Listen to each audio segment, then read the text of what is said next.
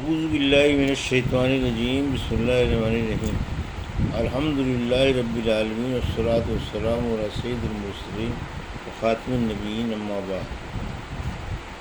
صحیح بخاری باب کتاب الجہاد، حدیث نمبر 2937، اردو ترجمہ۔ مشرکین کا دل ملانے کے لیے ان کی ہدایت کی دعا کرنا۔ ہم سے ابو الیمان نے بیان کیا، کہا ہم کو شعیب نے خبر دی، کہا ہم سے ابو زناد نے بیان کیا، ان سے عبد الرحمن نے بیان کیا کہ ابو ہریرہ رضی اللہ عنہ نے بیان کیا کہ طفیل بن عمرو دوسی رضی اللہ عنہ اپنے ساتھیوں کے ساتھ حضور اکرم صلی اللہ علیہ وسلم کی خدمت میں حاضر ہوئے اور عرض کیا، یا رسول اللہ، قبیلہ دوس کے لوگ سرکشی پر اتر آئے ہیں اور اللہ کا کلام سننے سے انکار کرتے ہیں، آپ صلی اللہ علیہ وسلم ان پر بددعا کیجیے۔ بعض صحابہ رضی اللہ عنہ نے کہا کہ اب دوس کے لوگ برباد ہو جائیں گے، لیکن آپ صلی اللہ علیہ وسلم نے فرمایا، اے اللہ، دوس کے لوگوں کو ہدایت دے اور انہیں دائرہ اسلام میں کھینچ لا۔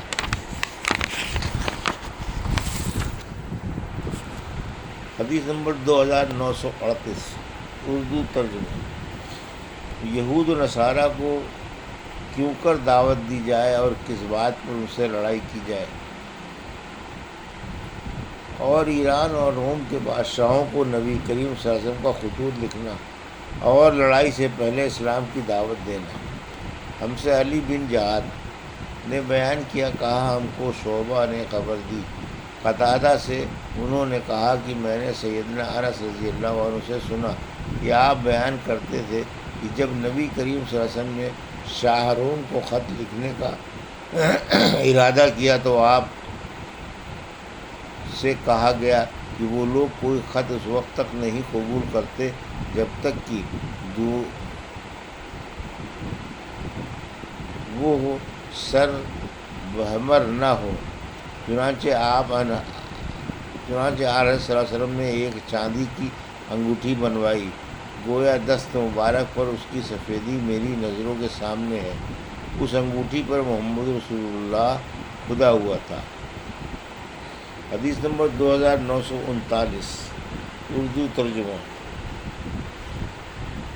ہم سے عبداللہ بن یوسف نے بیان کیا، کہا ہم سے لیث نے بیان کیا، کہا مجھ سے عقیل نے بیان کیا، ان سے ابن شہاب نے کہا کہ مجھے عبید اللہ بن عبداللہ بن عتبہ نے خبر دی اور انہیں عبداللہ بن عباس رضی اللہ عنہ نے کہا کہ رسول اللہ صلی اللہ علیہ وسلم نے اپنا خط کسریٰ کے پاس بھیجا۔ آپ صلی اللہ علیہ وسلم نے ایلچی سے یہ فرمایا کہ وہ آپ صلی اللہ علیہ وسلم کے خط کو بحرین کے گورنر کو دے دیں، بحرین کا گورنر اسے کسریٰ کے دربار میں پہنچا دے گا۔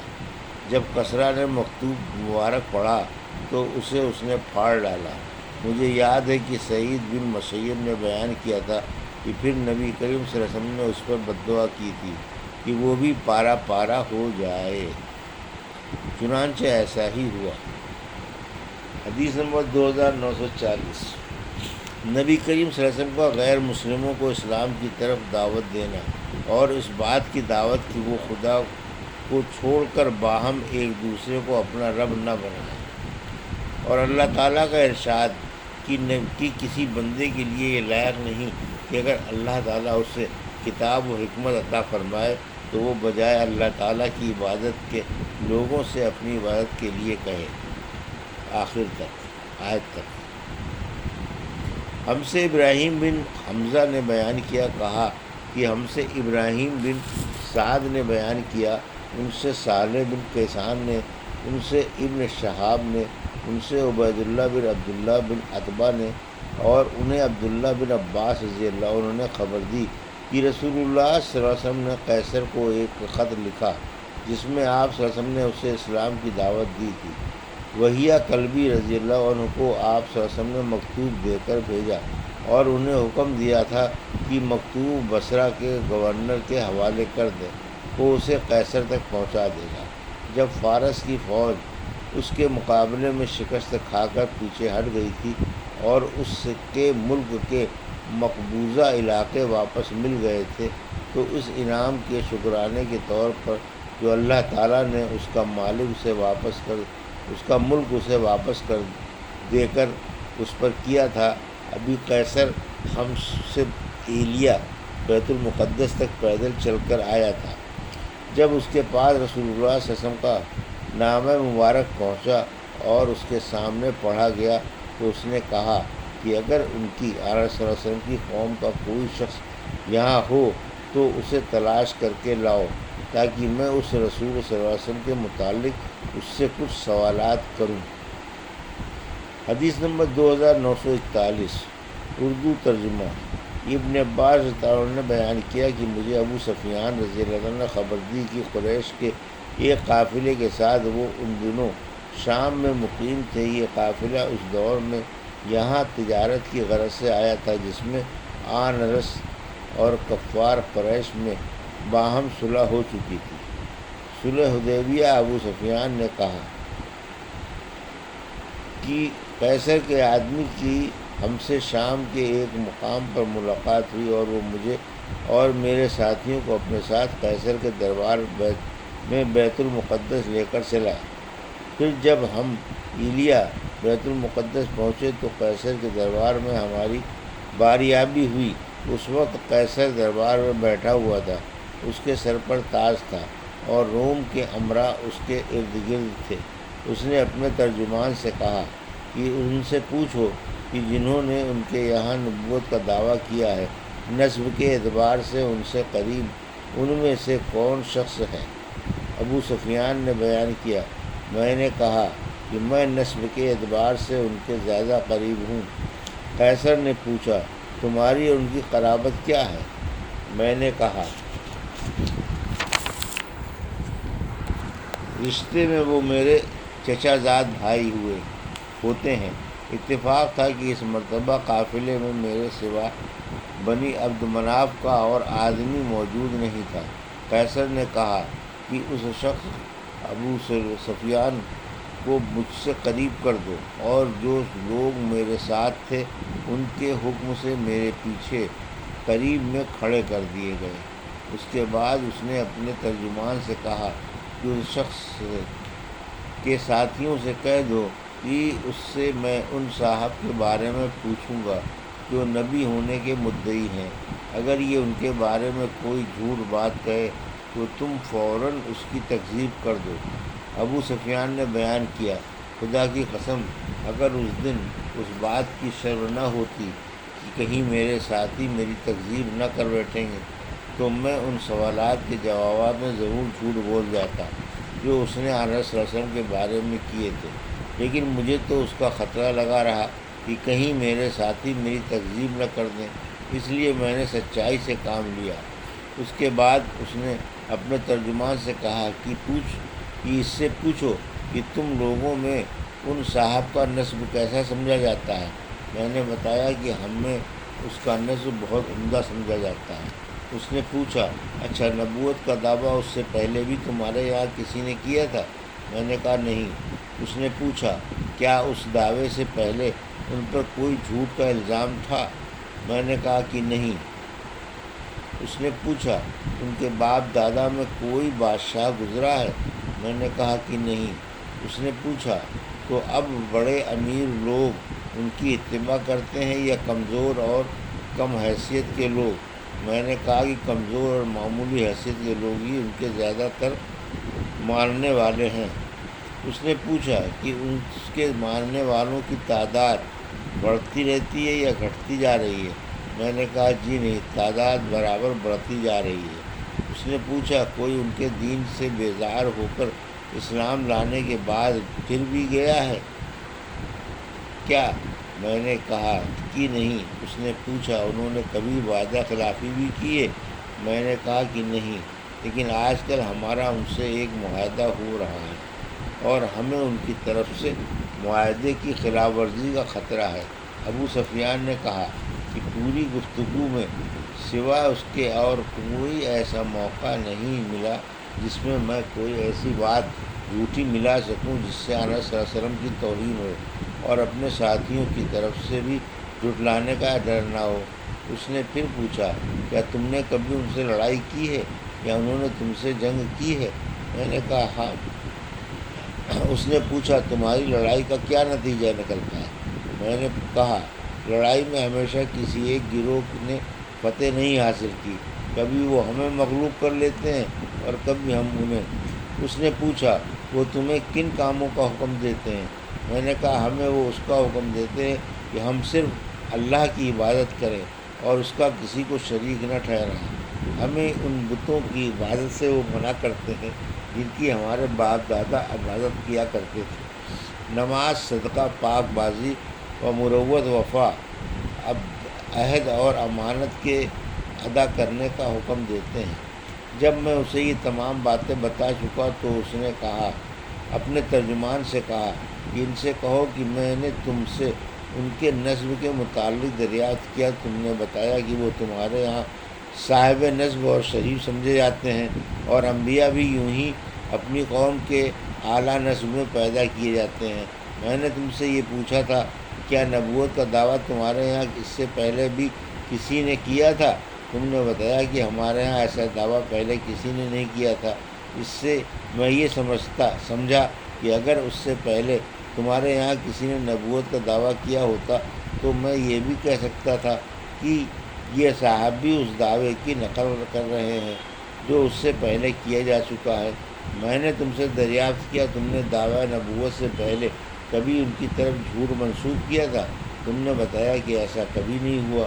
اس سے میں اس نتیجے پر پہنچا کہ یہ ممکن نہیں کہ ایک شخص جو لوگوں کے متعلق کبھی جھوٹ نہ بول سکا ہو وہ خدا کے متعلق جھوٹ بول دے۔ میں نے تم سے دریافت کیا ان کے باپ داداؤں میں کوئی بادشاہ تھا؟ تم نے بتایا کہ نہیں۔ میں نے اس سے یہ فیصلہ کیا کہ اگر ان کے باپ دادوں میں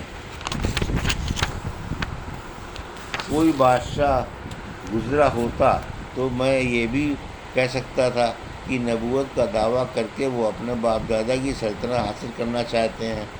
میں نے تم سے دریافت کیا کہ ان کی اتباع قوم کے بڑے لوگ کرتے ہیں یا کمزور اور بے حیثیت لوگ؟ تم نے بتایا کہ کمزور غریب قسم کے لوگ ان کی تابعداری کرتے ہیں، اور یہی گروہ انبیاء کی ہر دور میں اطاعت کرنے والا رہا ہے۔ میں نے تم سے پوچھا کہ ان تابعداروں کی تعداد بڑھتی رہتی ہے یا گھٹتی بھی ہے؟ تم نے بتایا کہ وہ لوگ برابر بڑھ ہی رہے ہیں۔